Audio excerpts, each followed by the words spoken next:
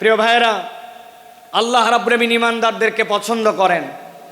ঈমানদারদেরকে পছন্দ করেন বলেই আল্লাহ রাব্বুল আলামিন তার পক্ষ থেকে ঘোষণা দিয়ে রেখেছেন, বিপদ আপদ বালা মুসিবত তোমার জীবনে যাই আসুক না কেন, তুমি যদি একটা দিক তোমার জীবনে ঠিক করে নিতে পারো, আল্লাহ রাব্বুল আলামিন বলছেন বাকি দিক ঠিক করে দেওয়ার দায়িত্ব তোমার রব্বুল আলামিন আল্লাহর। সুবহানাল্লাহ বলেন। আল্লাহ রাব্বুল আলামিন বলছেন কুরআনুল কারীমের মধ্যে, তাবৎ পৃথিবীর মানুষ কিয়ামত পর্যন্ত যারা আসবে তাদেরকে আল্লাহ রাব্বুল আলামিন জানায় দিচ্ছেন, দুনিয়ার মানুষ, মা আসাবা মিন মুসিবাতিন ইল্লা বিইজনিল্লাহ। দুনিয়াতে তোমাদের যত বালা, যত পরীক্ষা, যত মুসিবত, যত ধরনের দুনিয়াতে তোমাদের সামনে বিপদ আপদ আসুক না কেন, আল্লাহ বলছেন কখনো বান্দা এইটা যেন ভাবে না যে এইটা আল্লাহ রাব্বুল আলামিনের জ্ঞানে বোধহয় নাই, আল্লাহ বোধহয় এ বিষয়ে বেখবর। আল্লাহ বলছেন তোমার জীবনে যত মুসিবত যাই আসুক না কেন, ইল্লা বিইজনিল্লাহ, আল্লাহর হুকুমের বাহিরে, আল্লাহর জ্ঞানের বাহিরে কোনোটি নয়। তাহলে আমাদের জিজ্ঞাসা, বিপদ আমাদের আসলো, মুসিবত আমাদের আসলো, নানান ধরনের কঠিন পরিবেশ পরিস্থিতি আমাদের উপর দিয়ে যায়, আল্লাহকে আমাদেরকে এইগুলা দিয়া পরীক্ষা করে করে মজা পান নাকি রব্বুল আলামিন? না না না, ঈমান এইটা নয়। আল্লাহ বলছেন মুসিবত তোমাদের যেরকমই হোক না কেন, আমি আল্লাহ তোমাদের জন্য জানাচ্ছি, ওয়া মান ইউমিন বিল্লাহ ইয়াহদি কলবাহু, কেউ যদি একবার তার রব হিসাবে আল্লাহ রাব্বুল আলামিনের প্রতি ঈমান আনতে পারে, আল্লাহর প্রতি বিশ্বাস করতে পারে, আল্লাহকে রব হিসাবে মেনে নিতে পারে, আর অন্তর থেকে এইটার রিফ্লেকশন যদি তার চলে আসে, আল্লাহ বলছেন ইয়াহদি কলবাহু, আল্লাহ ওই বান্দার জন্য হেদায়েতের ব্যবস্থা করে দেন। কোরআনুল কারীম যে বলল আপনাকে ইয়াহদি কলবাহু, তাফসীরের ভিতরে এসেছে, তাফসীরে কবীরের ভিতরে, তাফসীর ইবনে আশুরের ভিতরে মুফাসসিরিনে কেরাম ব্যাখ্যা করছেন, একজন ইমানদার ব্যক্তিকে আল্লাহ যে বলেছেন ইয়াহদি কলবা, এইটা বলার উদ্দেশ্য ওই বান্দার যত বড় বিপদ হোক আর যত বড় মুসিবত হোক না কেন, সে যদি রব হিসাবে আল্লাহকে চিনে ফেলতে পারে, আল্লাহ তার অন্তরের ভিতরে এমন একটা প্রশান্তি ঢুকায় দিবেন, ওই হেদায়েতের প্রশান্তি তাকে কখনো আল্লাহর রাস্তা থেকে বিচ্যুত করবে না। পরীক্ষা যতই আসুক, ওই বান্দার অন্তরটা আল্লাহর উপরে স্টেবল থাকবে। সুবহানাল্লাহ। আল্লাহ রাব্বুল আলামিনের এই কথাটা বোঝার জন্য আমি একটা উদাহরণ দিব, ভালো করে সারা জীবন মনে রাখতে হবে। যে কয়টা উদাহরণ দেব নাম্বার দিয়ে গুনে গুনে মনে রাখতে হবে। এইটা হচ্ছে উদাহরণ নম্বর 1। কয় নম্বর কথা বলেন? ভালো করেন। সুন্দরবনের পাশে এক লোকের বাড়ি, একটা মহল্লা আছে সুন্দরবনের পাশে। ওই মহল্লায় সুন্দরবনের পাশে কিছু মানুষ বসবাস করে। এক ব্যক্তির একটা পুকুর আছে, পুকুরটা ধরেন 2 বিঘার। এই বছর বন্যা উঠেছে, বন্যার কারণে পুকুরের ভিতরে পানি ঢুকছিল। সাধারণত পুকুরের মধ্যে যখন পানি ঢুকে বন্যায় কিছু মাছ ঢোকে, ঠিক কিনা? বেরো হয় কিন্তু কিছু মাছও আসে। ওই লোক চিন্তা করছে এই বছর আমি পুকুরটাকে একবারে ছেঁচে পরিষ্কার করে সব মাছ ধরে ফেলবো। পুকুরটা ছেঁচবে, কিন্তু পুকুরের মধ্যে কচুরি পানা, দল পানা। যশোরের লোক কি বলেন ভাই? পানা বলেন, পানা, কচুরি পানা অনেক। ওই কচুরি পানার কারণে স্বাভাবিক মাছ ধরা যায় না। সরায় সরায় মাছগুলা ধরছে। ধরার পরে পুকুরের কোনো পানি নাই, কিন্তু ওই যে পলি পড়েছে পুকুরের মধ্যে আর পুকুরের কাদা, ওইগুলা দিয়ে পুকুরে 1-2 হাত পর্যন্ত কাদায় ক্যাতক্যাতা। আর পুকুরের মধ্যে কচুরি পানা। ওই এলাকার একটা লোকের একটা গরু আছে, গরুটা ছেড়ে দেওয়া, সারাদিন খায় দায়, সন্ধ্যাবেলা বাড়িতে ফেরত আসে। ওই গরু কচুরি পানা কিন্তু গরুর পছন্দ। গরু চিন্তা করছে এত সুন্দর কচুরি পানা এখন যেরকম মাটির সাথে লেগে গেছে, এখন তো খাওয়া যায়। পুকুরের পাড়ে যে কচুরি পানা খেতে শুরু করেছে, 1-2টা করে খায় আর কচুরি পানা খায়, মজা পায়। মজা পেতে পেতে গরুটা আস্তে করে পুকুরের মাছ বরাবর চলে গেছে। যাওয়ার পরে কাদার খেয়াল করে নাই, সামনের 2 পা ভস করে ঢুকে গেছে ভিতরে। যেই না পা ঢুকছে, এখন পিছনের পা উঠানোর জন্য তুলতে যায়, পিছনের পা উঠানোর জন্য যত তুলতে চায় সামনের পা তত বসে যায়, আবার সামনেরটা তুলতে যায় পিছনেরটা বসে যায়। ওই গরু গেছে ফান্দে পড়ে, গরু আটকায় গেছে, আর উঠতে পারে না। অনেকক্ষণ হামলা হামলি চিল্লা চিল্লি করছে, কিন্তু বুঝছে চিল্লা চিল্লি করে কোনো কাম নাই, যত নড়ে তত ভিতরে ঢুকে যায়। খানিকক্ষণ পরে গরু চিন্তা করছে এত টেনশন করার কোনো কারণ নাই, আমার একটা মালিক আছে, সন্ধ্যাবেলা যদি তার বাড়িতে যেয়ে দেখে আমাকে খুঁজে না পায়, নিশ্চয় আমাকে খোঁজার জন্য আসবে। কথা ঠিক। যেই না সন্ধ্যা হয়েছে, মালিক দেখে আমার গরু ফেরত আসে নাই, সাথে সাথে খুঁজতে খুঁজতে যেয়ে পুকুরের মধ্যে দেখে আটকায় আছে, বুক পর্যন্ত কাদার মধ্যে। মালিকের মেজাজ খারাপ, দুপুরবেলার থেকে খুঁজতেছি বেটা, বিকালবেলা তুমি পুকুরের মধ্যে খাওয়ার আর জায়গা পাও নাই, হাতের মধ্যে একটা লাঠি ছিল, আস্তে করে যাই আগে কয়েকটা পেছনে ধাপ ধাপ করে লাগায় দিছে। গরু তো চিৎকার করে উঠছে, কিন্তু গরু কিছু বলতেছে না, কারণ জানে এই মায়ের খাওয়ার যৌক্তিক কারণ আছে। মাঠটার খাওয়ার পর এখন মালিক দড়ি টড়ি নিয়ে এসে গলার মধ্যে লাগাইছে, লাগানোর পরে আরো কয়েকজনকে লোককে ডাক দিছে যে বাবা ধরো তো, টেনে টেনে একটু উঠানো লাগবে। গরুকে টেনে টেনে উঠাইছে, উঠানোর সময় গলা ছিলে গেছে, কোমরের মধ্যে ব্যথা পাইছে, কিন্তু ওই গরুকে উঠানোর পরে বালতি করে পানি নিয়ে খড় দিয়া পিঠ পেট ডলে টলে পরিষ্কার করে গোয়ালের মধ্যে তুলছে। ঠিক ওই রাত্রে ধরেন একটা ঘটনা ঘটে গেছে, একটা বাঘ সুন্দরবন ছেড়ে মহল্লার মধ্যে আসছে, একটা হরিণ তারা করে ধরবে। এমন সময় হরিণটা যখন পালায়ে যাচ্ছে, বাঘের আর আইডিয়া নাই যে পুকুরের মধ্যে পানি আছে না নাই, লাফ দিছে একটা লম্বা করে, কিন্তু পুকুর পার হতে পারে নাই, মধ্যে বরাবর পড়ছে। ও তো মনে করছে হয়তো পানি আছে, যেহেতু পুকুর ভর্তি কচুরি পানা, ধাপ করে পুকুরের মধ্যে যেই না পড়ছে, 2 হাত 2.5 হাত কাদা, ক্যাত ক্যাত করে কাদার মধ্যে আটকায় গেছে। বাঘের শক্তি অনেক, কিন্তু যতই ওঠার চেষ্টা করছে 10-15 মিনিট উঠতে পারে না, কাদার ঠেলায় ক্যাত ক্যাতায় বুক পর্যন্ত আটকায়, এক পর্যায়ে শক্তি নিঃশেষ, বুক পর্যন্ত আটকায়। সারা রাত যখন সে আটকায় গেছে, তখন জোরে জোরে করে 2টা হুঙ্কার ছাড়ছে। এলাকার মানুষ মনে করছে হায় হায়, মহল্লার মধ্যে বাঘ ঢুকে গেছে, দরজা লাগাও, খিল লাগাও, বাচ্চা কাচ্চা সামলাও। যে যার বাচ্চা কাচ্চা সামলায় টামলায় রাত কোনো রকম ভয়ে ভয়ে পার করছে, কেউ ঘুমায় নাই। সকাল যখন হয়েছে, 1-2জন সাহসী লোক বেরিয়ে দেখতেছে বাঘের খবর কি। একজন খবর দিছে, আরে বাঘ তো নিজে মারতে আসে নাই, উল্টা ফান্দে পড়ছে। দেখ দেখ পুকুরের মধ্যে বাঘ আটকায় আছে, যার কাছে যা ছিল বাঁশ লাঠি সবগুলা নিয়ে যায় ধামা ধাম মার। একজন ইয়াং ছেলে বলছে চাচা একটু সাইড দেন, বলে তুই কই যাবি? বলে আমি ছোট মানুষ, কিন্তু বড় হয়ে যেন গল্প করতে পারি, আমি পিটায় বাঘ মারছিলাম, আমাকে একটু মারার চান্স দেন। আরেক মহিলা কোলে করে বাচ্চা নিয়ে আসছে, বাচ্চা নিয়ে আসে বলছে আপনার, বলে আমার ছোট বাচ্চা, কোলের বাচ্চা, কিন্তু হাতে একটা লাঠি আছে বাবা, জীবনে একটা সুযোগ অন্তত দাও যাতে বাঘকে একটুখানি আমি মারতে পারি, বাঘ মারে অন্তত বড় হয়ে বলতে পারবে মায়ের কোলে থেকে বাঘ মারছে। কথা ঠিক না?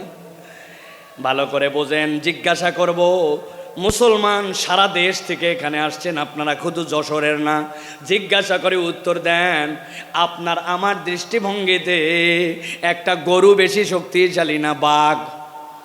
কথা বললেন না, শুনতে পাই নাই। গরু না বাঘ?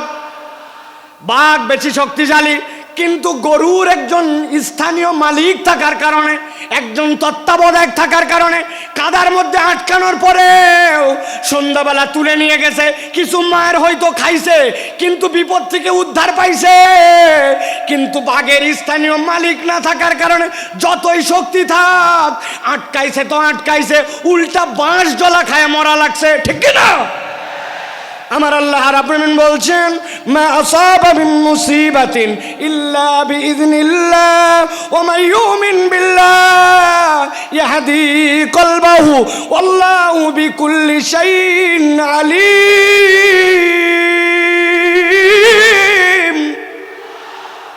এই দুনিয়ার মানুষ, তুমি ভালো করে জেনে রাখো, বিপদ তোমার যত হোক, মুসিবত তোমার যত হোক, তুমি আল্লাহর প্রতি যদি ঈমান আনার মতো আনতে পারো, তোমার একজন তত্ত্বাবধায়ক আছে, যার মালিক, যার তত্ত্বাবধায়ক আল্লাহ।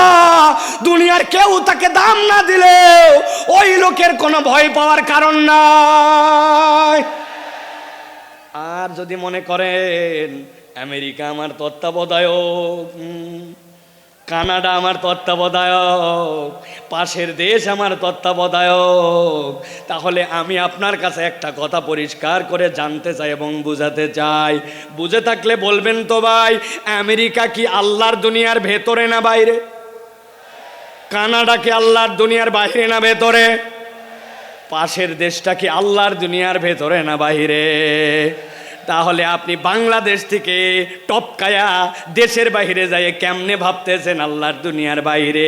ধরে না, ধরে না, ধরে না, ধরলে আল্লাহ ছাড়ে না।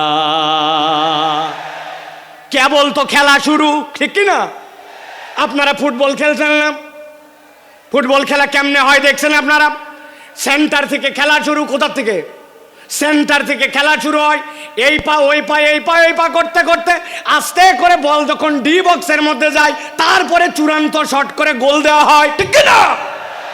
যারা তওবা না করে আল্লাহর কাছে ফেরত আসবে না, আর মনে করবে যে আমি অল্প একটু আয়ত্তের বাহিরে চলে গেলাম, গ্রেপ্তারের বাহিরে চলে গেলাম, দেশের বাহিরে চলে গেলাম আর বেঁচে গেলাম, আপনি আসলে বাঁচেন নাই। এখন পর্যন্ত আসল ধরাটাই খান না।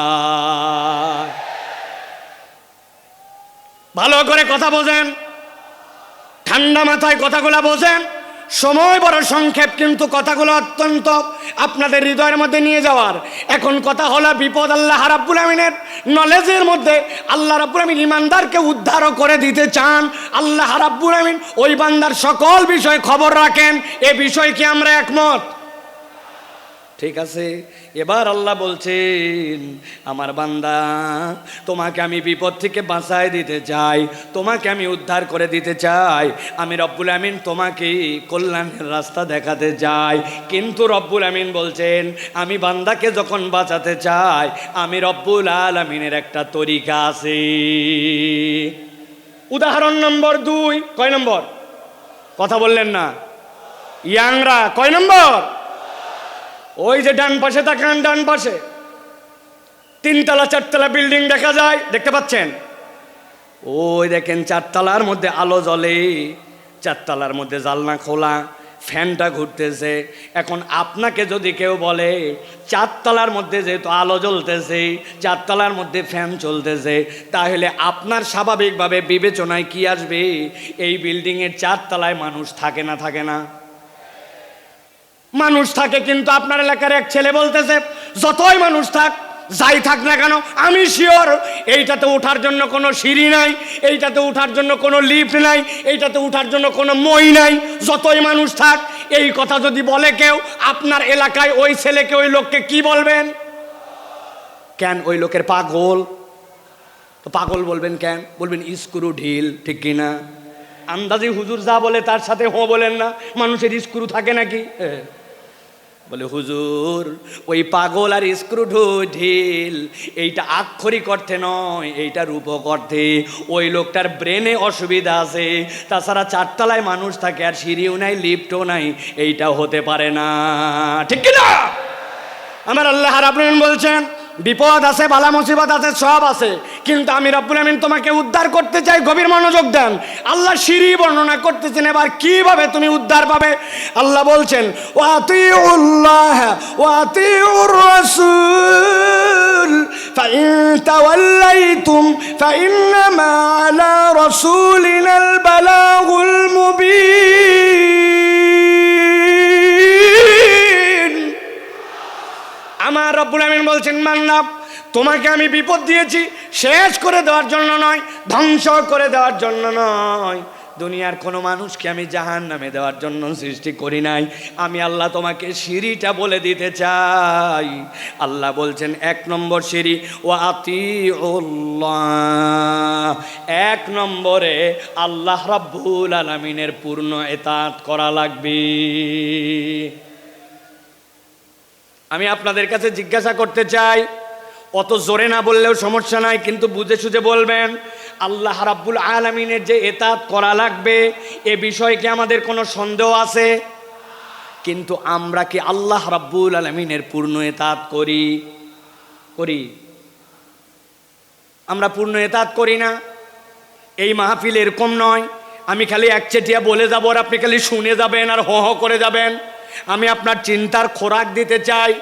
একটুখানি ঠান্ডা মাথায় এবার চিন্তা ভাবনা করেন তো। আমি 5-7 সেকেন্ড আপনাকে সময় দিব। আপনি আমি আল্লাহর এতাত করতে হবে জানি, কিন্তু পূর্ণ এতাত করি না। বলেন তো আমাদের পূর্ণ এতাত না করার পেছনের কারণ কি হতে পারে? ভাবেন, চিন্তা করেন আপনি একটু 5-7 সেকেন্ড মনে মনে একটা কিছু চিন্তা করেন। আপনাদের এক একজনের এক এক ধরনের প্রশ্ন, আপনাদের চিন্তার উদয় হয়েছে কিনা ভাই? আমি আপনার কাছে একটা সামারি করি, দেখেন তো আমার চিন্তার সাথে আপনার চিন্তার সাথে সমন্বয় হয় কিনা। আল্লাহর এতাত করতে হবে কিন্তু পূর্ণ এতাত করি না। আমি আমার ক্ষুদ্র দৃষ্টিভঙ্গিতে দেখেছি এর অন্যতম কারণ হচ্ছে আমরা আল্লাহ রাব্বুল আলামিন যে আমাদের জন্য রাজ্জাক আর রব, আল্লাহর রাজ্জাক আর রুবুবিয়্যাতের মূল পরিচয় আমরা ওয়াকিফাল নয়, ঠিক কি না? আপনি বলবেন হুজুর আমি আমার রাজ্জাক রবকে চিনি। কেমনে চিনেন? আমার বাড়িতে খাবার অভাব নাই, আমার বাড়িতে বাজার হাট নিয়ে চিন্তা নাই। আল্লাহ আমাকে আলহামদুলিল্লাহ যথেষ্ট খাবার, যথেষ্ট আমার বাজার, যথেষ্ট চাল ডাল আমাকে দিয়েছে। আপনি যদি মনে করেন আল্লাহ আপনাকে চাল ডাল আর খাদ্য এইটা দিয়ে একমাত্র আপনার জন্য রাজ্জাক, আপনি তাহলে আল্লাহর রাজ্জাক নামের 1% কেবল চিনছেন, বাকিটুকু আপনি চিনেন নাই। আল্লাহ নিজের পরিচয় দিয়েছেন, ইন্নাল্লাহ হুয়ার রাজ্জাকু যুল কুওয়াতিল মাতিন। আল্লাহ বলছেন বান্দা জেনে রাখো আমি তোমার এমন রব যুল কুওয়াতিল মাতিন, যেই রবের রাজ্জাকের ব্যাপারে তুমি বান্দা বেখবর। আমি আপনার কাছে একটু বুঝাতে চাই যে রাজ্জাকের আল্লাহর এই রাজ্জাকের বোধ আমার মধ্যে আসলে আমি কিভাবে আল্লাহকে মেনে নিতাম। একটু ঠান্ডা মাথায় আপনাদের কাছে জিজ্ঞাসা করব, আপনারা বুঝে সুঝে উত্তর দিবেন। আপনাদের বাড়িতে বাথরুমে আপনারা স্যান্ডেল ব্যবহার করেন? কথা বলেন, বাথরুমের টয়লেটে স্যান্ডেল ব্যবহার করেন? আমরা তো অন্তত বাঙালিরা আলহামদুলিল্লাহ দিকে আগায়া, পার্শ্ববর্তী দেশের কথা বাদ দিলাম, ওরা এখন পর্যন্ত তো খালি টয়লেটে বাথরুম করুন এই বিজ্ঞাপনই শেষ করতে পারে নাই। ওরা এখনো তো সভ্যই হতে পারে নাই। কিসের আন্দাজি ফাপড় দালালি করো তোমরা? এখনো জায়গা মতো বাথরুম করতে শিখো নাই। মুখ ঢাকায় বসে থাকে, পিছনে সবাই দেখে, মনে করে আমি দেখতেছি না মানে কেউ দেখতেছে না। ভালো করে বোঝেন, আপনার আমার টয়লেটের মধ্যে বাথরুমের মধ্যে স্যান্ডেল আছে না? বলবেন হুজুর বাথরুমের টয়লেটের স্যান্ডেলের সাথে আবার রাজ্জাক কেমনে বুঝলেন? ভালো করে খেয়াল করেন, আপনাকে বলছে আপনার স্ত্রী, আপনার মা, বাবারে তোর আব্বা বাথরুমে গেছিল, পা পিছলায় গেছে। কেন পা পিছলালো মা? জুতার তলাটা ক্ষয়ে গেছে রে বাপ, নতুন একটা স্পঞ্জ স্যান্ডেল নিয়ে আসিস তো, কেননা জুতা দেখতেছি নিচে পিছলা হয়ে গেছে। আপনার আমার এরকম হয় কি না? আপনার আমার জুতার তলা পিছলা হয়। কতটুকু আপনি বাথরুমে স্যান্ডেল ব্যবহার করেন একবার খেয়াল করে দেখেন। ঢুকলেন একটু, পড়লেন একটু, বেরোলেন, কিন্তু ওই জুতার তলা ক্ষয় যায়, 6 মাস টিকে না। কিন্তু আপনি আমি দুনিয়ার বুকে এত চলাফেরা করলাম, কত ফুটবল খেললাম, কত ধান লাগালাম, কত মাটির মধ্যে দিয়ে হাঁটা চলা করলাম, বয়স বাড়তে বাড়তে 20, 30, 40, 50 বছর হয়ে গেল। আপনি একবার ভাবলেন না আপনার পায়ের তলার জুতার তলা ক্ষয়ে যায়, কিন্তু আপনার পাও তো ক্ষয়ে যেতে পারত।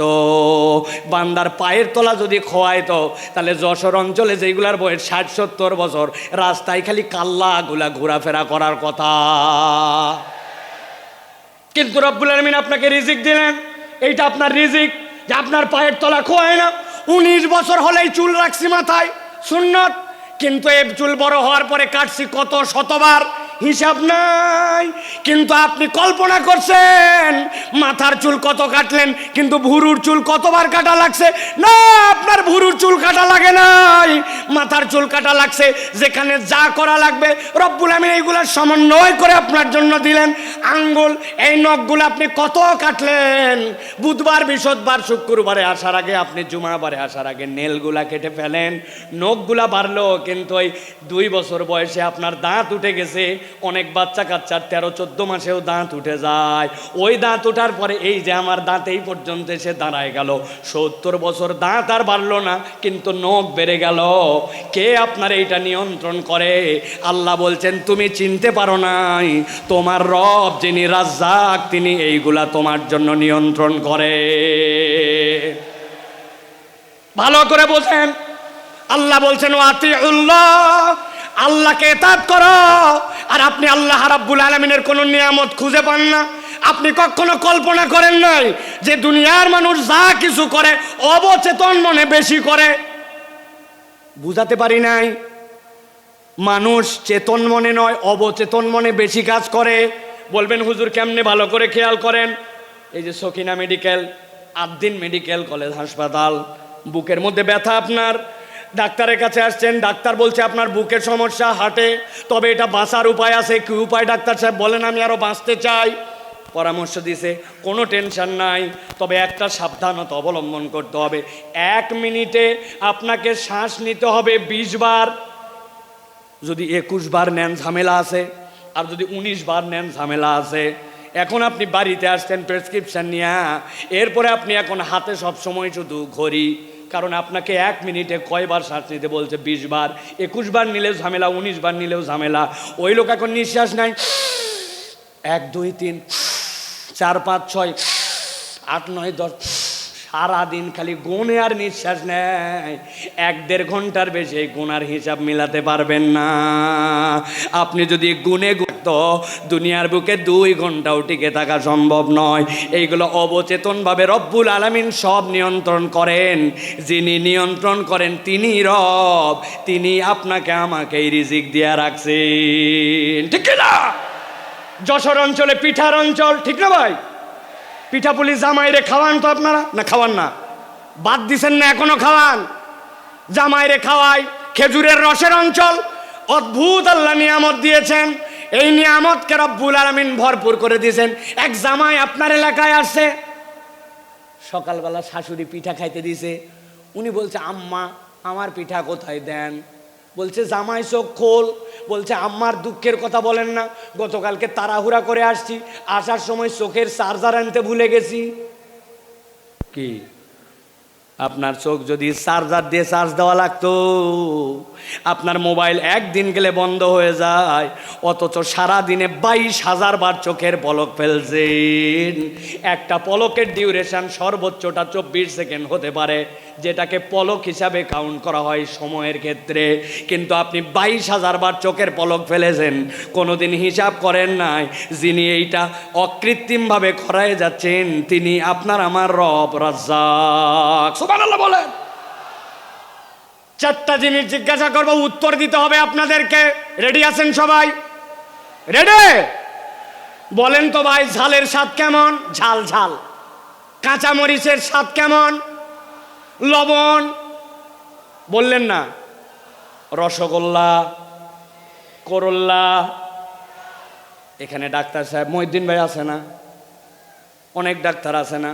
তাদের কাছে যে শুনবেন, আপনি ঝাল খান, লবণ খান, যাই খান, তিতা খান, মিষ্টি খান, পেটের মধ্যে যেই না দিয়েছেন, সাথে সাথে আপনার কতকগুলা টক্সিন আসবে। আসার পরে ওইগুলো এটাকে মন্ডু বানাবে। মন্ডু বানানোর পরে ওইটাকে পেটের মধ্যে দিয়ে চিপে চিপে চিপে চিপে আস্তে করে যাবে। ওই রসগুলা যেই না বের হবে, ওইগুলা গ্লুকোজ হবে, ওইগুলা সব চিনিতে রূপান্তর হয়ে যাবে।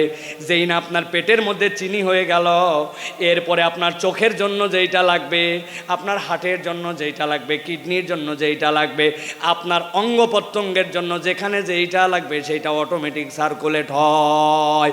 আপনি বলতেছেন এইটা আবার এমন কি? আমি অনেক সময় মজা করে বলি, এখানে আমার অনেক বাইকার বন্ধু আছে যারা মোটর সাইকেল চালায়, আছে কি না? হঠাৎ করে দেখে মোটর সাইকেল বন্ধ হয়ে গেছে, এদিকে কাজ ওদিকে কাজ, ঝোঁকা ঝুঁকি, দেখে নাই কি নাই। কথা বললেন না? অকটেন নাই, পেট্রোল নাই, ঠিক না? চিন্তা করছে অকটেন নাই, পেট্রোল নাই, তাই কি অনেকক্ষণ ধরে আমার সেই রকম প্রস্রাব চাপছে, আমার নিজের ভিতরে যথেষ্ট পরিমাণে এখন পানি আছে, উনি আস্তে করে ট্যাঙ্কি খুলে ভিতরে ঢুকায় দিয়ে কাম ছাড়ছে। বলেন তো ভাই, নিজের প্রস্রাব দিয়া মোটরসাইকেল চলবে তো? ও ভাই বুঝেন না, মনে হয় চলবে না। কেন চলবে না? আমার মোটরসাইকেল, আমার প্রস্রাব চলবি না মানে? বলে হুজুর, মোটরসাইকেল চলার জন্য আলাদা করে পেট্রোল লাগে, ব্রেক করার জন্য ব্রেক অয়েল লাগে, ইঞ্জিনের জন্য ইঞ্জিন অয়েল লাগে, এক জিনিসের কত ফাংশন আলাদা আলাদা করে আপনাকে দিতে হয়। আর আপনি খেয়ে নিচ্ছেন, আপনার বডিটাকে চলানোর জন্য আপনাকে টেনশন করতে হয় না, সবগুলোকে প্রক্রিয়া করে রব্বুল আলামিন চলান। আল্লাহ বলছেন বান্দা যদি একবার বুঝতো যার নির্দেশে আর যার পথ নির্দেশে তার শরীরটা চলে, তাইলে এই কৃতজ্ঞতা যদি তার মধ্যে ঢুকে যেত, ওই বান্দা কখনো আল্লাহর ইতাআতকে ছাড়তে পারে না, ঠিক কি না?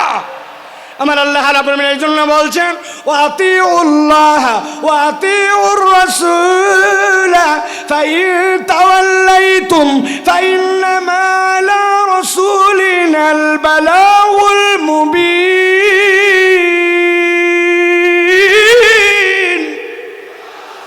এই দুনিয়ার মানুষ, তোমাকে আমি ধ্বংস করে দেওয়ার জন্য সৃষ্টি করি নাই, আমি তোমাকে নিষ্কৃতি দেওয়ার জন্যই সৃষ্টি করেছি। তবে আমি তোমার জন্য সিঁড়ি বলে দিচ্ছি। এক নম্বর সিঁড়ি হচ্ছে আতিউল্লাহ, আল্লাহর ইতাআত তোমার জীবনে লাগবে। আর আল্লাহর অনুসরণ করার পরে আল্লাহর অনুসরণটা আমার নবীর তরিকায় হওয়া লাগবে। তোমার জীবনে যদি আল্লাহর নবী ঢুকে যায় আর আল্লাহর ইতাআত পূর্ণাঙ্গ হয়ে যায়, আল্লাহ বলছেন ইয়াহদি কলবাহু, ওই বান্দার যত বড় মুসিবতই হোক না কেন তার জন্য হেদায়েতের পথ দেখানো রব্বুল আলামিনের কাজ। সুবহানাল্লাহ। আল্লাহ সাথে সাথে এটাও বলছেন তোমাদের মধ্যে কতগুলা গাদ্দার আছে, পণ্ডিত আছে, শুনলাম না আল্লাহর কথা, না শুনলে কি হবে, আছে না? আল্লাহ বলছেন কিছুই হবে না। ফাইন তাওয়াল্লাইতুম ফাইন্নামা আলা রাসূলিনাল বালাগুল মুবিন।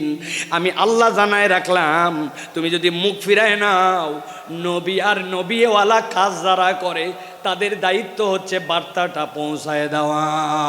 দারোগাগিরি করার জন্য নবী আর নবীর ওয়ারিসদেরকে দায়িত্ব দেওয়া হয় নাই, আমাদের দায়িত্ব পৌঁছায় দেওয়া।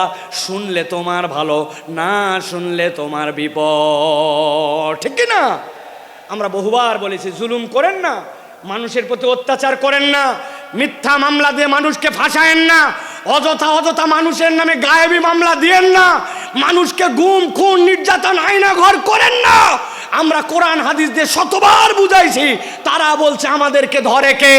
আল্লাহ বলছেন ইন্না বাতশা রাব্বিকা লাশাদীদ, ধরে না, কিন্তু আল্লাহ ধরলে ছাড়ে না। সাবধান করা আমাদের দায়িত্ব।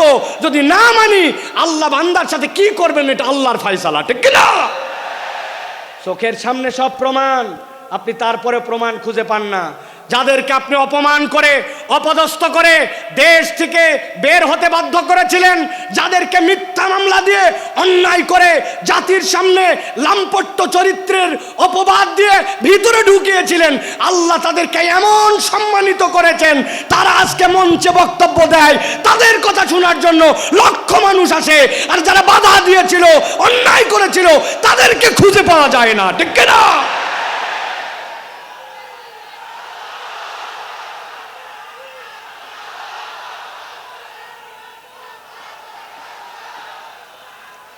প্রিয় ভাইয়েরা, যুগে যুগে জালিমদের ব্যাপারে আল্লাহ রাব্বুল আলামিন একটা কথা বলেছেন, খবরদার তোমরা এটা মনে করো না আল্লাহ রাব্বুল আলামিন জালেমদের ব্যাপারে গাফেল। আল্লাহ জালেমদের ব্যাপারে গাফেল নন, আল্লাহ রাব্বুল আলামিন খবর রাখেন। কিন্তু আল্লাহ রাব্বুল আলামিন কিভাবে ধরবেন এটা তোমার হিসাবের মধ্যে কুলাবে না।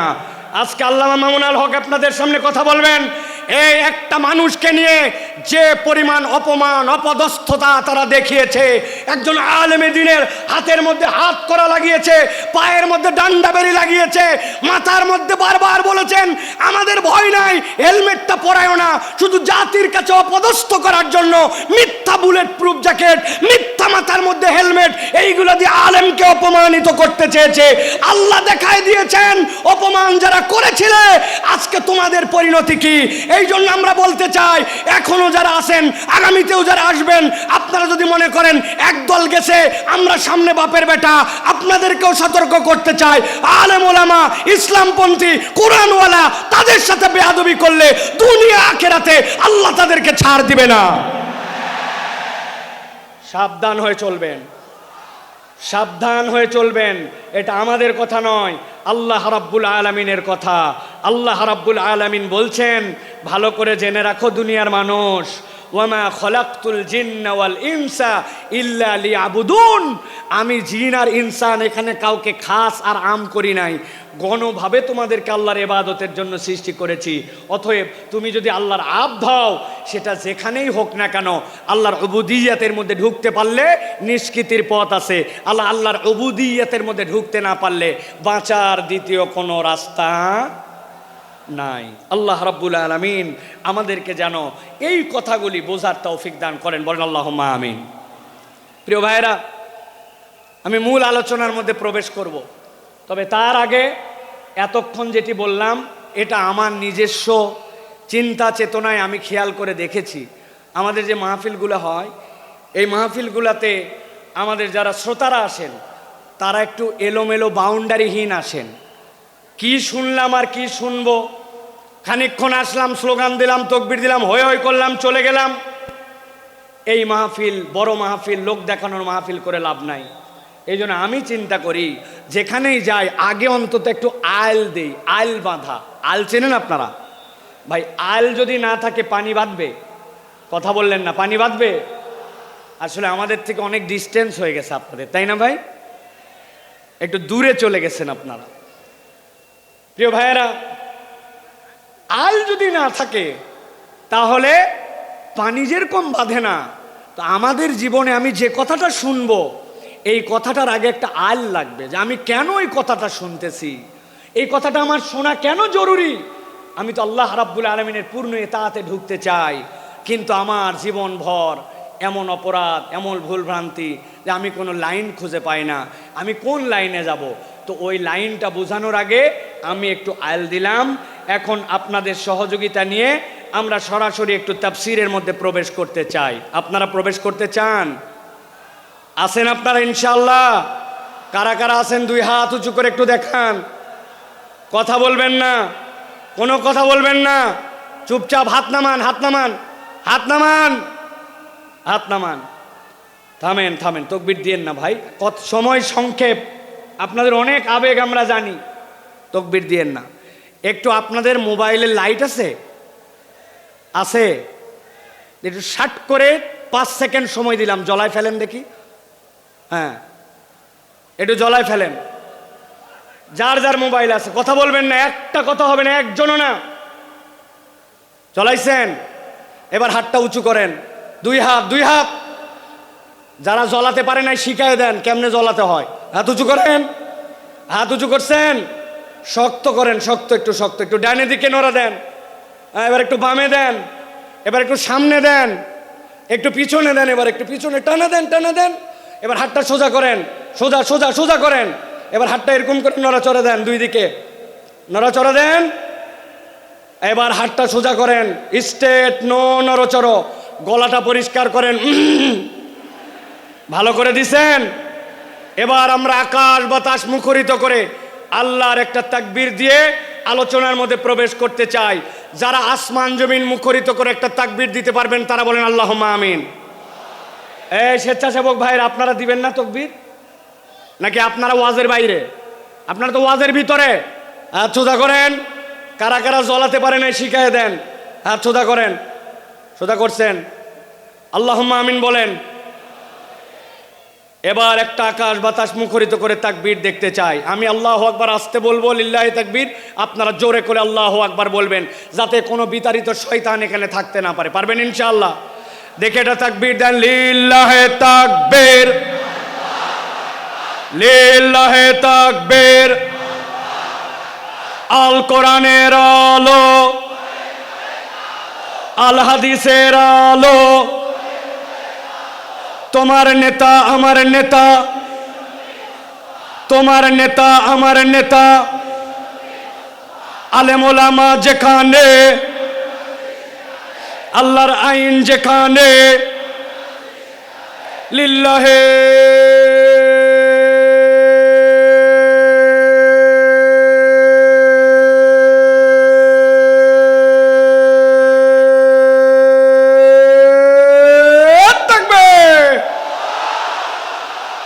আলহামদুলিল্লাহ। হাত নামান, চুপ করে বসে যান, একটার কোনো কথা হবে না। এখন আমরা বিতাড়িত শয়তান থেকে আশ্রয় প্রার্থনা করে সরাসরি কোরআনুল কারীমের মধ্যে প্রবেশ করব। দাঁড়ায় বসে মহিলা প্যান্ডেলে, ছেলেদের প্যান্ডেলে, স্টেজে, এলইডি মনিটরের সামনে, ভিতরে বাহিরে, দেশে বিদেশে, কাছে দূরে, বাংলাদেশে লাইভে, নন লাইভে, যে যেখান থেকে দেখতেছেন সকলে একসাথে সমস্বরে আমার সাথে পড়েন আউযু বিল্লাহি মিনাশ শাইতানির রাজিম বিসমিল্লাহির রাহমানির রাহিম ইন্নাল মুত্তাকিনা ফি জান্নাতি ওয়া উয়ুন উদখুলুহা বিসালামিন আমিনিন। আমার আল্লাহ রাব্বুল আলামিন কিয়ামত পর্যন্ত আগত মানুষের কাছে বার্তা পৌঁছায় দিচ্ছেন। আল্লাহ রাব্বুল আলামিন বলছেন ইন্নাল মুত্তাকিনা ফি জান্নাতি ওয়া উয়ুন, নিশ্চয় আমি রব তোমাদেরকে জানায় রাখলাম, যারা মুত্তাকি হবে, আল্লাহর কাছে যারা মুত্তাকি হিসাবে একবার বিবেচিত হয়ে যাবে, আমি রব তাদেরকে বলছে ফি জান্নাতি ওয়া উয়ুন, তারা উদ্যান এবং নহরমালা, ঝর্ণামালার মধ্যে তারা থাকবে। জিজ্ঞাসা হচ্ছে আল্লাহ রাব্বুল আলামিন এখানে মুত্তাকি দ্বারা কি বুঝান? মুত্তাকির অনেক সংজ্ঞা আছে, আমি কেবলমাত্র ছোট্ট দুইটা জিনিস আপনাকে সারা জীবনের জন্য মাথার মধ্যে ঢুকাই দিতে চাই। মুত্তাকি মানে কনসেপ্টের মধ্যে পরিষ্কার রাখবেন, মুত্তাকি হচ্ছে সে আল্লাহ আমাকে যা যা নিষেধ করেছেন, আল্লাহর নিষেধাজ্ঞা থেকে যখন আমি বেঁচে থাকি, আল্লাহ যা আমাকে করতে মানা করেছেন সেইটার ধারে কাছে যখন আমি যাই না, সেই পথ যখন মারাই না, বান্দা যখন এই কাজ করতে শুরু করে আল্লাহর কাছে সে তখন মুত্তাকি হিসাবে বিবেচিত হয়। সুবহানাল্লাহ বলে। হযরত ওমর ফারুক রাদিয়াল্লাহু তাআলা আনহু, তার কাছে সে জিজ্ঞাসা করছে খলিফাতুল মুসলিমিন, তাকওয়ার পথটা কি? মুত্তাকি কাকে বলে?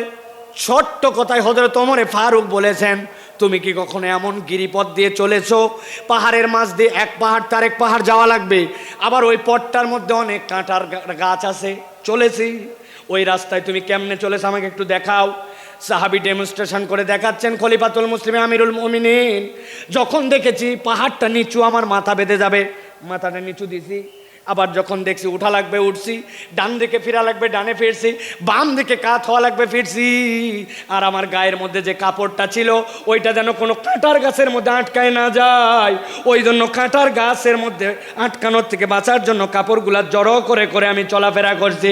হযরত ওমর ফারুক বলছেন, তুমি তো তাকওয়া বুঝেই ফেলছো, তাকওয়ার পথ তো এইটাই, হালাল হারামের সংমিশ্রণ আছে, আল্লাহর নিষেধাজ্ঞা আছে, অনেক কঠিন, কিন্তু তোমাকে যেহেতু বেরিয়ে যেতে হবে, তুমি বিবেচনা করে করে যখন চলো, এইটাই তোমার জন্য তাকওয়ার পথ।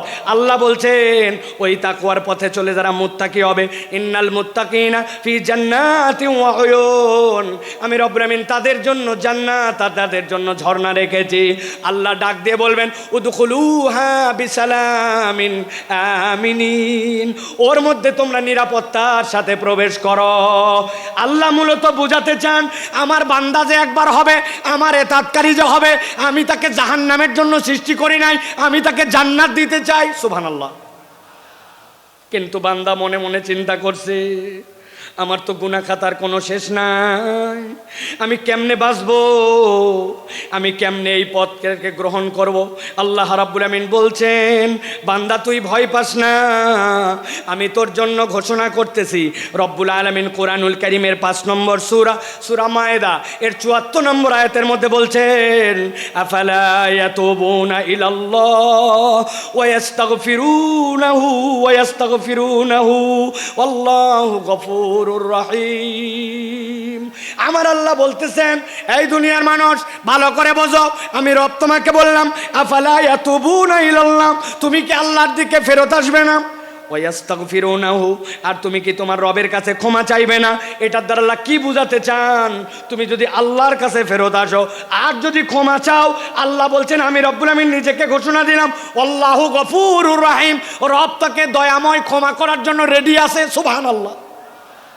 তাহলে আমাদের কাজ রব্বুল আলামিনের কাছে ফেরত আসা।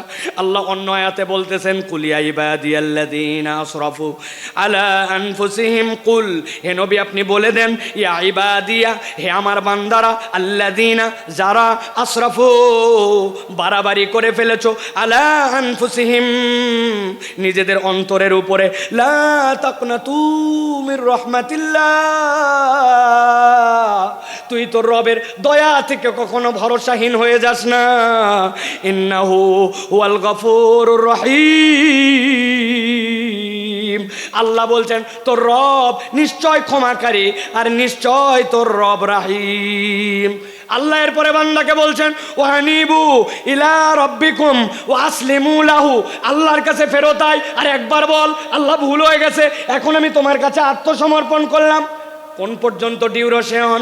মিন ক্বাবলি আন ইয়াতিয়াকুমুল আযাব, আযাবের দিবস তথা কিয়ামত হওয়ার আগ পর্যন্ত একবার যদি বান্দা আল্লাহর কাছে ফেরত আসে, আল্লাহ বলছেন সুম্মা লা তুনসারুন, আর একবার যদি তোর মৃত্যু চলে আসে আর কেউ সাহায্য করতে পারবে না। আল্লাহ এই আয়াতগুলো সাক্ষ্য দেয় আল্লাহ বান্দাকে ক্ষমা করে দিতে চান। সুবহানাল্লাহ। এখন আপনাদের কাছে দুইটা প্রশ্ন।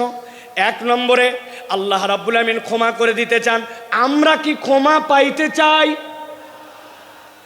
আল্লাহকে আমাকে শোনাতে হবে না, আমাকে শোনাতে হবে না, আমরা কি ক্ষমা পেতে চাই? আল্লাহ রাব্বুল আমিন ক্ষমা করতে চান, পেতে চাই। কিন্তু দ্বিতীয় জিজ্ঞাসা হচ্ছে আল্লাহর কাছে ক্ষমা পেতে চাই, কিন্তু এজন্য আমাদের কি কোনো প্রচেষ্টা আছে? আপনি ভালো করে জেনে তারপরে আমি কোরআনুল কারীমের বাকি মানবো, তাহলে সে 99% মুসলমান।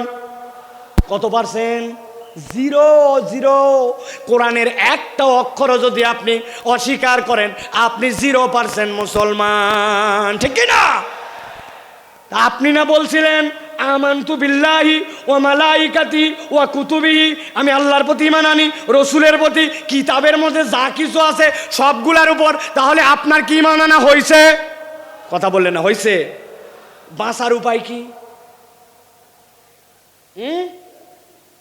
আমি একটা বাঁচার উপায় বের করছি, যদি আপনারা জানতে চান তাহলে বলবো, তবে শর্ত আছে। ফিরি বলা যাবে না, যাওয়ার আগে আমার সাথে দেখা করে 50 টাকা করে হাদিয়া দেওয়া লাগবে। রাজি আপনারা? হুজুর খুচরা টাকা নেয়, এটা গাড়ি ভাড়া খালি দিতে পারবো না, এগুলো বললে হবে না। কয় টাকা বলবো? দেখেন, পছন্দ হলে টাকা দিয়েন, না হলে দিয়েন না। এখন থেকে আমরা সিস্টেম করে আল্লাহর কাছে আগেই বলে যাব, আমরা এখন থেকে কালেমাটা একটু সিস্টেম করে বলবো আমানতু বিল্লাহি ওয়া মালাইকাতিহি ওয়া কিছু কুতুবিহি, অথবা বলবো আমানতু বিল্লাহি ওয়া মালাইকাতিহি ওয়া যদ্দুর বুঝি তদ্দুর কুতুবিহি। তাই তো ফেরেশতা যায় কবরে ধরার পরে বলছে আমি আগেই বলে আসছি, আমি 8 দিনের মাহফিলে বলছিলাম যদ্দুর বুঝি তদ্দুর কুতুবিহি, আন্দাজে আমাকে ধরলে হবে না, বাটাম কি একটাও মাটিতে পড়বে?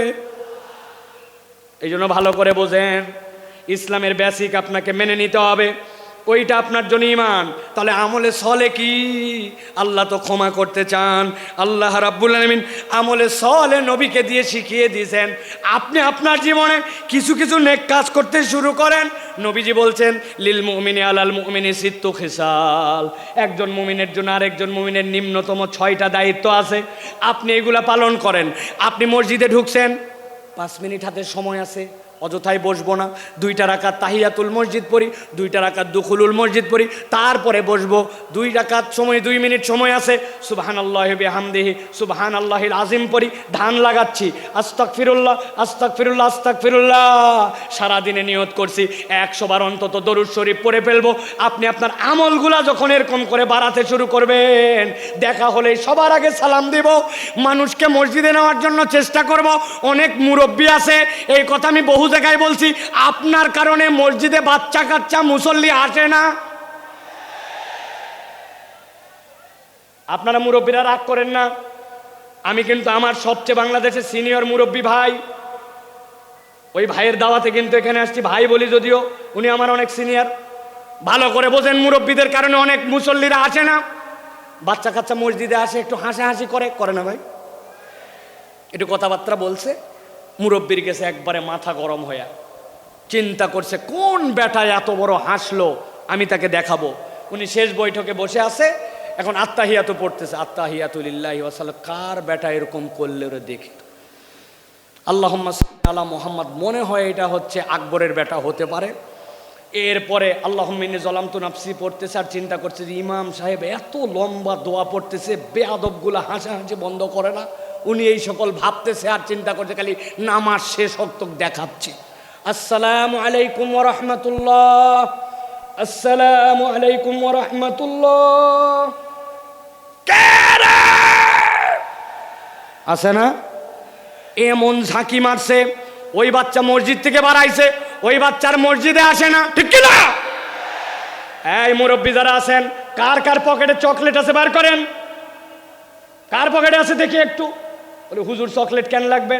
আপনি ওই বাচ্চাকে ডাকতে বলছেন, দাদু হাসে না মসজিদের মধ্যে, আয় এদিকায়, এই চকলেটটা নিয়ে পরের ওয়াক্ততে কিন্তু হাসবি না দাদু, কিন্তু মসজিদে কিন্তু আসবি।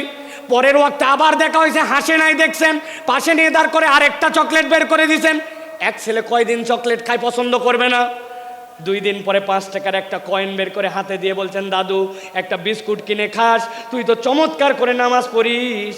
আপনি ওই বাচ্চাটাকে নামাজে উৎসাহ দিয়েছেন, হঠাৎ করে একদিন আপনার মৃত্যুর ডাক এসে গেছে, কবরে চলে গেছেন। কিন্তু যেই বাচ্চাকে চকলেট দিয়ে আদর করে মসজিদ থেকে বের করেন নাই, মসজিদমুখী করছেন, 5 টাকার কয়েন দিয়া ওই ব্যক্তিকে আদর যত্ন করে মসজিদের মুসল্লি বানায় দিয়ে গেছেন আপনি কবরে। কিন্তু আপনার 20-25 টাকার ইনভেস্টমেন্ট, ওই বাচ্চা যতবার সিজদা দেয় আপনার আমল নামায় সওয়াব উঠে যায়। এর নাম আমলে সালেহ। আপনাকে টেকনিক করে আল্লাহর দিকে আগাতে হবে।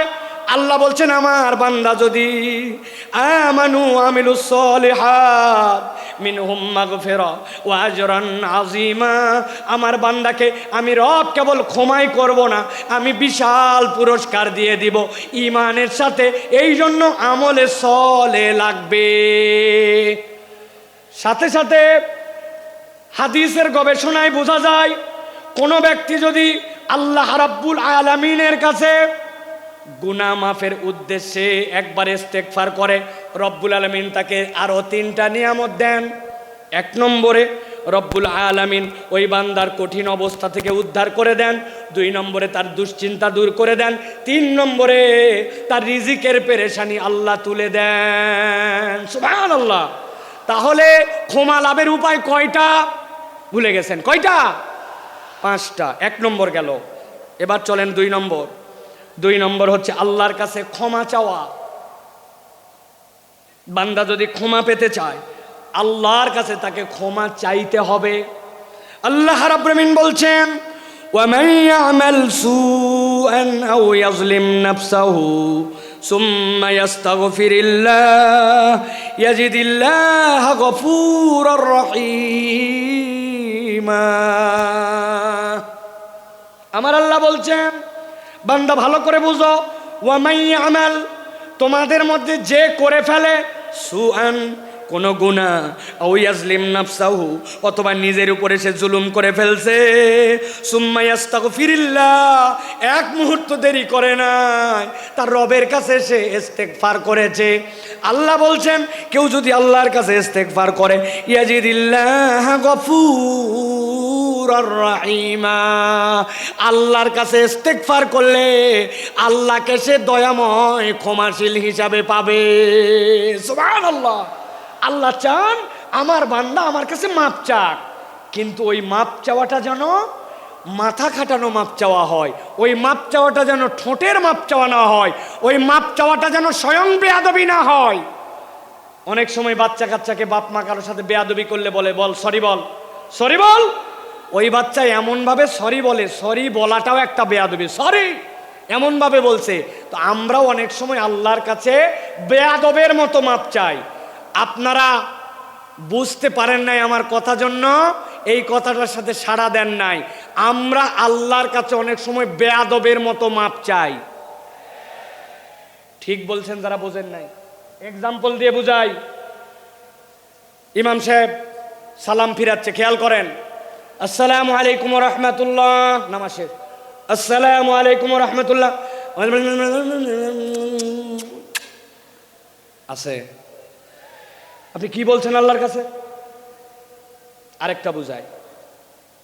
এমপি সাহেবের কাছে গেছেন, একটা চাকরি দরকার আপনার ছেলের জন্য। সুন্দর করে যাই এমপি সাহেবের কাছে বলতেছেন, মাননীয় এমপি সাহেব আপনার কাছে আসছি, আমার ছেলের কাছে চাকরি দরকার, জরুরি ভিত্তিতে, আপনার অনেক ক্ষমতা আছে, চাকরি দরকার, মেহরবানি করে দ্রুত আমাকে চাকরি দেবেন, আসসালামু আলাইকুম রহমতুল্লাহ। এমপি সাহেব বলছে, পাগলটা কোত্থেকে আসছে রে, এটা আস্তা বেয়াদব। কথা বললেন না? অত দূর গেলাম না, আমি হুজুরের কাছে আসছেন, হুজুর আমার ছেলেটা অসুস্থ, আমার ছেলের জন্য আপনি দোয়া করবেন, মেহরবানি করে আসসালামু আলাইকুম রহমতুল্লাহ।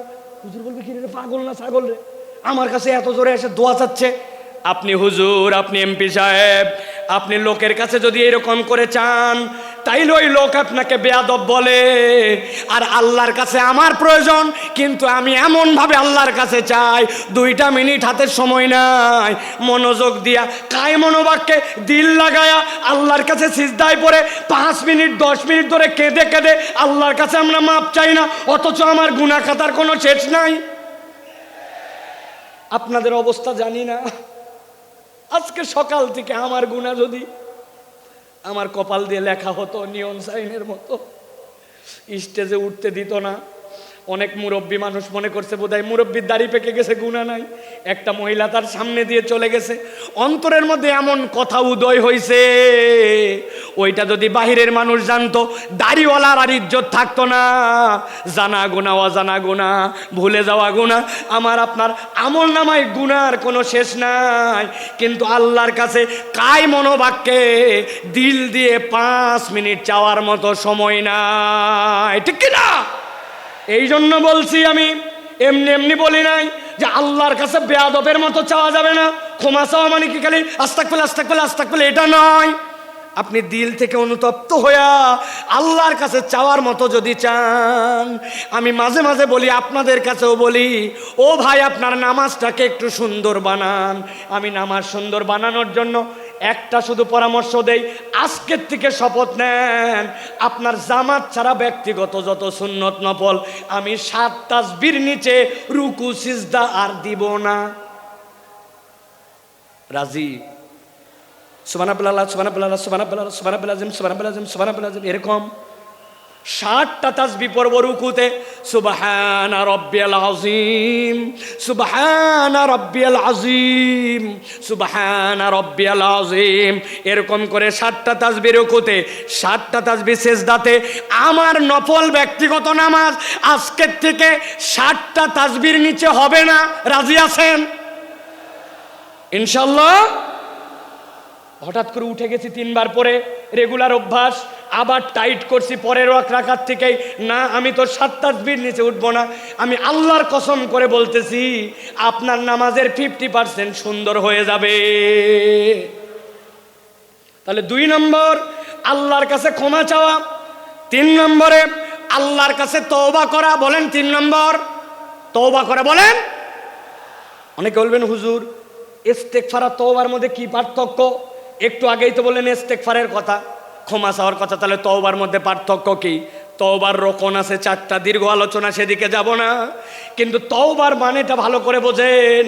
আল্লাহ কোরআনে বলেছেন, তুবু ইলাল্লাহি তাওবাতান নাসুহা, তোমরা আল্লাহর কাছে তওবা করো, তওবাটা যেন নাসুহা হয়। কি হয় নাসুহা মানে কি? আরবিতে নাসুহা শব্দটার উৎপত্তিস্থল 2টা, হয় নাসাহাতুন বা নাসাহাতুন। পেটের মধ্যে বাচ্চা, শাশুড়ি মা চিন্তা করছে আমার মেয়ের ডেলিভারি হবে, বাচ্চা কাচ্চার জন্য কাঁথা সেলাই করা লাগবে, এই ছিঁড়া লুঙ্গি, এই চাদর, অমুক কাপড়, এইগুলা জোড়া দিয়ে দিয়ে কাঁথা বানায়, ঠিক কিনা? ভালো করে মনে রাখবেন, নাসাহাতুন মানে ভাঙ্গা সম্পর্ক জোড়া লাগানো, আর নাসাহাতুন মানে ফেরত আসা। আল্লাহ বলছেন আমি আমার বান্দাকে দেখতে চাই অতীতের জন্য অনুতপ্ত, ভবিষ্যতে আর করবে না। আল্লাহর সাথে সম্পর্ক ছিন্ন হয়েছিল, জোড়া লাগাবে আর আল্লাহর কাছে ফেরত আসবে। একবার যদি তুমি তওবা করতে পারো, আল্লাহ বলছেন আমি তোমার সব গুনাহ খাতা মাফ করে দিতে রেডি আছি। আল্লাহ কোরআনে বলছেন ওয়া হুয়াল্লাযী ইয়াকবালুত তাওবাতা আন ইবাদিহি ওয়া ইয়াফু আনিস সাইয়্যাত ওয়া ইয়ালামু মা তাফআলুন।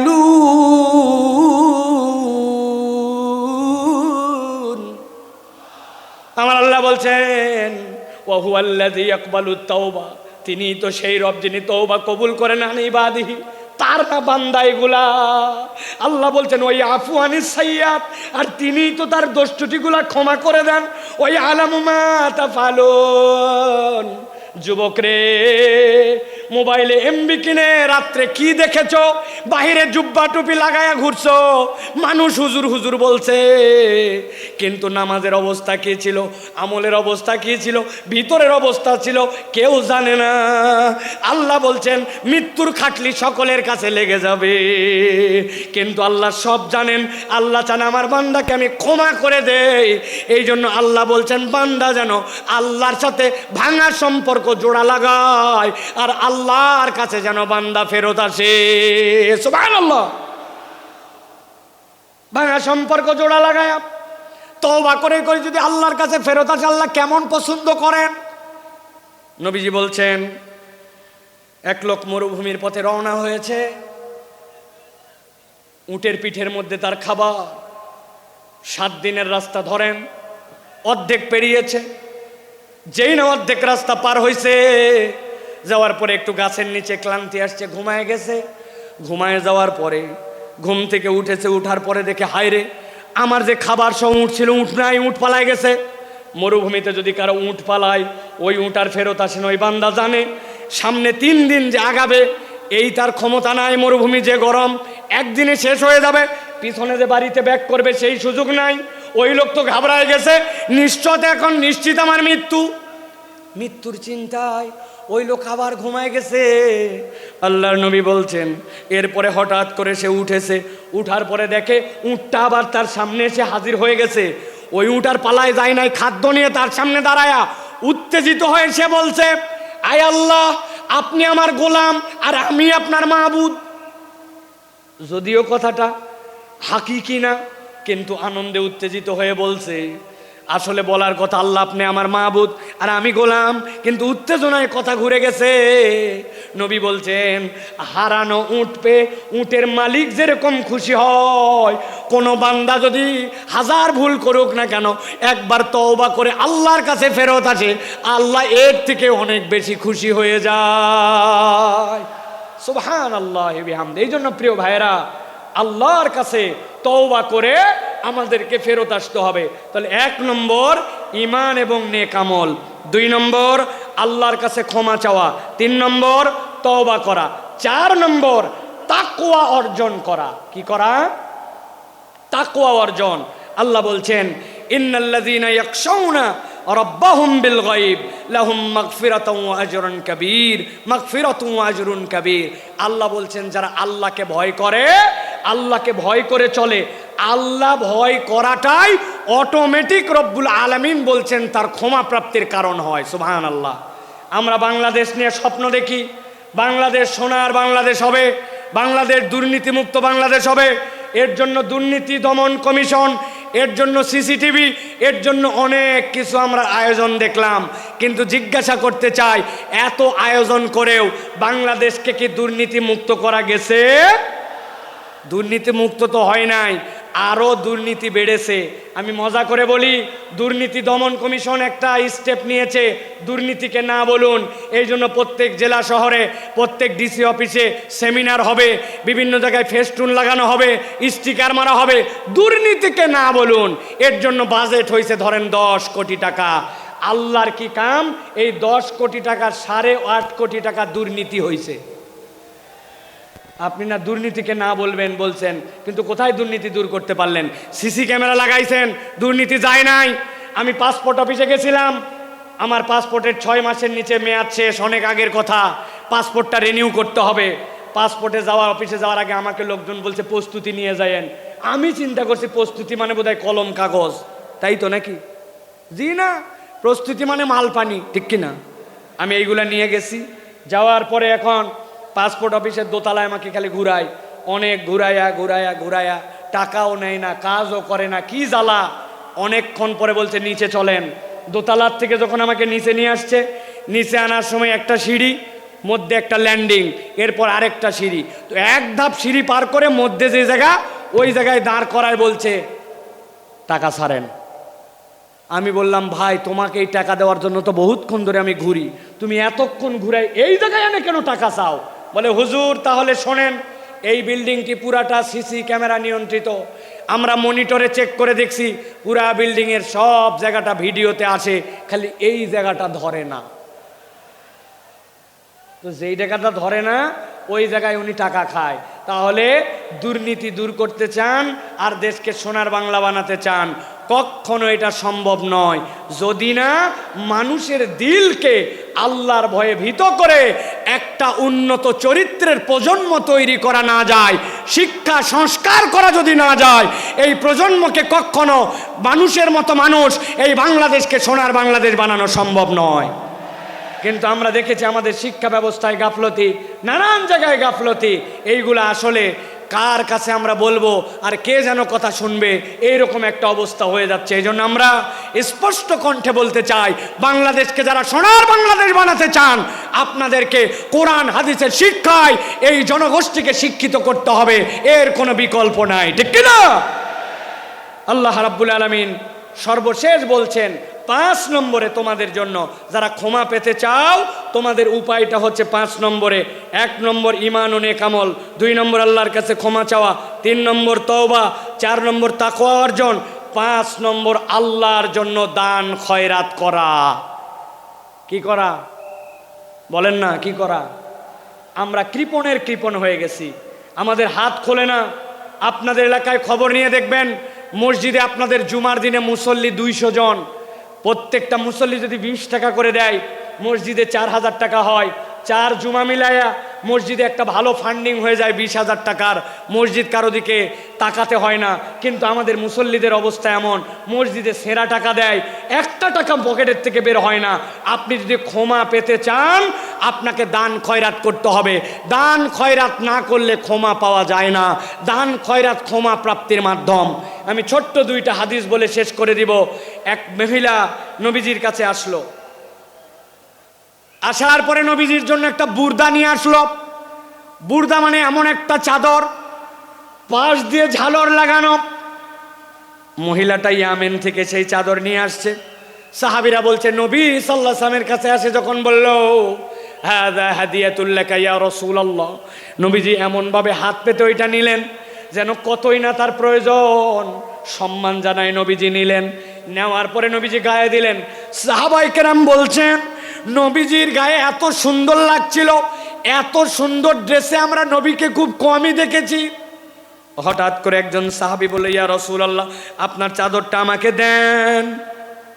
নবীজির সাথে সাথে উঠে বাড়ির মধ্যে চলে গেলেন।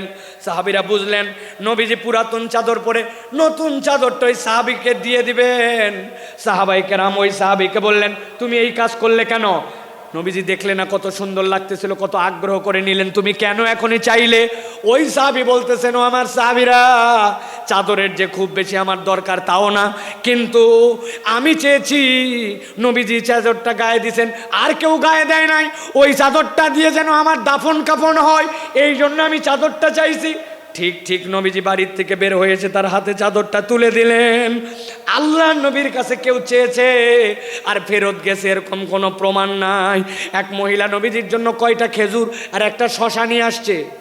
যাদের শরীরে এনার্জি পান না, শরীর ভালো হয় না, পেটের অসুবিধা নানান কিছু, আপনি শশা আর খেজুর মিলায় খাবেন, আল্লাহ চাইলে আপনার শরীরকে আল্লাহ চাঙ্গা বানায় দিবেন। নবীজি পছন্দ করতেন। ওই মহিলা নিয়ে আসছে এটা, নবীজি এক বাটির খেজুর ঢেলে শশাটা ঢেলে নিয়ে নবীর কাছে যতগুলা স্বর্ণালঙ্কার ছিল সবগুলা তুলে বাটির মধ্যে ভরছেন, ভরে তার কাছে তুলে দিছেন। ওই মহিলা তো ঘাবড়ায় গেছে, কয় খেজুর আর শশার বিনিময়ে আল্লাহ নবী এত কিছু দিয়ে দিলেন। নবীজি সর্বোচ্চটা দেখায় দিয়ে গেছেন, উম্মতের কাছ থেকে কেউ যেন ফেরত না যায়। সুবহানাল্লাহ। অতএব আপনি যদি আল্লাহর কাছে ক্ষমা পেতে চান, দান খয়রাত আপনাকে বাড়াতে হবে। হযরত আলী কাররামাল্লাহু ওয়াজহাহু, তার অভ্যাস ছিল তিনি যদি আল্লাহর কাছে ইস্তেগফার তওবা করতেন, যতবার তওবা করতেন ততবার সাদাকা করতেন। নিয়ত করছি ফজরের নামাজ আর বাদ দিব না, কিন্তু বাদ হয়ে গেছে। তওবা করছি আল্লাহ আগামী কালকে থেকে ঠিক করব, কিন্তু 100 টাকা পানিশমেন্ট দিয়ে দিছি। আল্লাহর কাছে বলছে আর মিথ্যা কথা বলবো না, আবার ফট করে একটা মিথ্যা বের হয়ে গেছে। নিয়ত করছি 2 রাকাত নামাজ পড়বো আর 100 টাকা দান খয়রাত করব, তওবাও করছি সাদাকাও করছি। এটা আলী রাদিয়াল্লাহু তাআলা আনহুর চরিত্র ছিল। এই জন্য আল্লাহর কাছে যদি ক্ষমা পেতে চায়, মুসলমানের চরিত্র কৃপণ হবে না, মুসলমানের চরিত্র হবে হাত খোলা। সুবহানাল্লাহ। একটা ফকিরের অনুভূতি বলে আজকের কথা শেষ করব। এক মালদার লোক, তার কাছে এক ফকির গেছে, যে বলছে কিছু দেন। ওই লোক পকেটে হাত দিয়ে দেখে মানি ব্যাগ নাই, বুক পকেটেও টাকা নাই, বিব্রত হয়ে গেছে। আরে আমি তো মানি ব্যাগ ছাড়া জামা নিয়ে বের হয়েছি। ফকির ডাক দিছে, ডাক দিয়ে গায়ে হাত দিছে, পিঠে হাত দিয়ে বলছে বাবারে, সত্যিকার কথা, পকেটে টাকা একদম নিয়ে বের হই নাই, ভুলে গেছি টাকা আনতে, মানি ব্যাগ আনতে মনে নাই, এই জন্য তোকে দিতে পারলাম না। বাবারে, এরপরে তুই চাইলে ইনশাল্লাহ তোকে দিব। এই কথা শুনে ওই ফকির দোয়া করতেছে ওই লোকের জন্য, আল্লাহ আপনাকে বারবার মানি ব্যাগ আর টাকা ছাড়া বের হওয়ার তৌফিক দান করুক। ওই লোক ঘাবড়ায় গেছে, কিরে আমার প্রতি কি রাগ করে এই কথা বললো নাকি, বদদোয়া করলো নাকি? যে কোনো একজন আজানের উত্তর দেন। আমার প্রতি রাগ করলো নাকি, বদদোয়া করলো নাকি?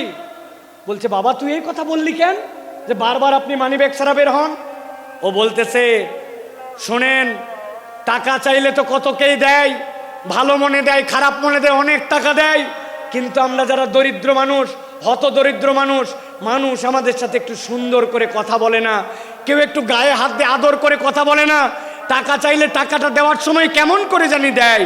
আমরা তো একটু ভালোবাসাও দাবি করি। তো আজকে আপনার পকেটে মানি ব্যাগ না থাকার কারণে যে গায়ে হাত দিয়া, মাথায় হাত দিয়ে আদর করে আপনি ভালোবাসা দিছেন, ওইটা আমরা অনেক বেশি দরকার। এই জন্য দোয়া করছি আপনি মানি ব্যাগহীন আসেন, তাহলে আমি আদরটা অন্তত পাবো। বুঝেন, সব সময় সব অভাবী মিসকিন কেবলমাত্র আপনার কাছে টাকা পয়সার ডিমান্ড করে না, ভালোবাসা চায়, সুন্দর কথা চায়, আদর চায়, স্নেহ চায়। এটাও আল্লাহর পক্ষ থেকে বড় একটা দান হিসাবে বিবেচিত হবে। অতএব আচরণ সুন্দর করি, দান সাদাকা করার চেষ্টা করি। ক্ষমা প্রাপ্তির এই 4টা গুণ। আর প্রথমে আপনাদের কাছে বলেছি, আল্লাহর কাছে ক্ষমা প্রাপ্তির তালিকায় ওঠার জন্য, হেদায়েতের রাস্তা পাওয়ার জন্য 2টা সিঁড়ি। এই 2টার সমন্বয় করে যদি আমরা চলি, মৃত্যু আর জান্নাতের মধ্যে আমাদের কোনো বাধা থাকবে না ইনশাআল্লাহ। আমরা তাহলে আল্লাহর কাছে এই কথাগুলি অনুযায়ী আমল করার চেষ্টা করব তো ইনশাআল্লাহ। ইনশাআল্লাহ।